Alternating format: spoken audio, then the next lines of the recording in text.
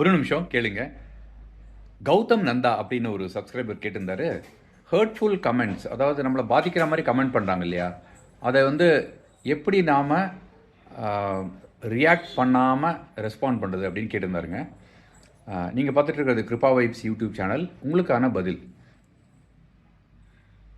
அந்த கமெண்ட் சொன்னவங்க அவங்களோட அனுபவத்தை தான் சொல்கிறாங்க அப்படிங்கிறத நீங்கள் தெரிஞ்சுக்கணும். பாயிண்ட்டு உங்களை நோக்கி அது உள்ளதில்லை அப்படிங்கிறது அது தெளிவாக நீங்கள் தெரியணும். அப்படி இல்லாத பட்சத்தில் ரெண்டாவது பாயிண்ட்டு, நீங்கள் எப்படி பதில் கொடுக்கலாம்னா, ஐ ஹியர் யூ, நான் நீங்கள் சொன்னதை கேட்டுக்கிட்டேன் அப்படின்னு சொல்லலாம்.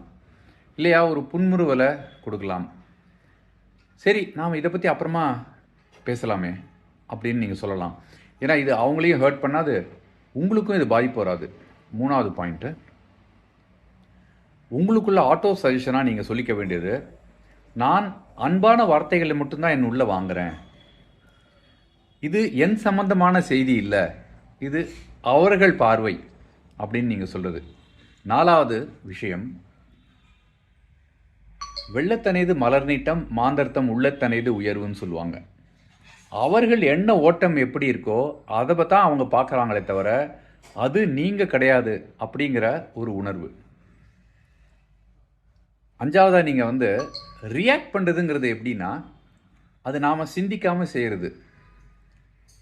ஆனால் சிந்தித்து அதை அவங்களையும் பாதிக்காமல் உங்களையும் பாதிக்காமல் நீங்கள் இப்படி ஒரு பதில், ஒரு புன்முறுவலோ, அப்புறம் இதை பற்றி பேசலாமே அப்படின்னோ, இல்லை இது அவருக்கும் நமக்கும் எந்த விதமான உபயோகமும் இல்லை அப்படிங்கிற ஒரு உணர்வு நமக்கு எடுத்துக்கிட்டு அந்த இடத்துலேருந்து விலகிறதோ, இது நல்ல ஒரு விஸ்டம்னு சொல்லுவாங்க இல்லையா, அந்த மாதிரி ஒரு நிலைக்கு நீங்கள் வந்திருக்கீங்கன்னு அர்த்தம். அதனால் இதெல்லாம் நீங்கள் ப்ராக்டிஸ் பண்ணாலே உங்களால் ஈஸியாக அதை ஓவர் கம் பண்ண முடியும்.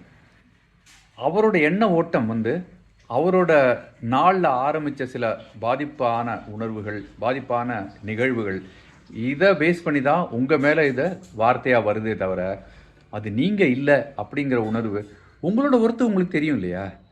யாருமே நமக்கு ஜட்ஜ் ஆக முடியாது நம்மளை பொறுத்த வரைக்கும். அவங்கவுங்க கருத்தை தான் சொல்லுவாங்களே தவிர அது நீங்கள் இல்லைங்கிறத ஆணித்தனமாக உணருங்க. அமைதியான வாழ்வை நோக்கி நீங்கள் பயணிக்க முடியும். Thank you so much. பாய் பாய்.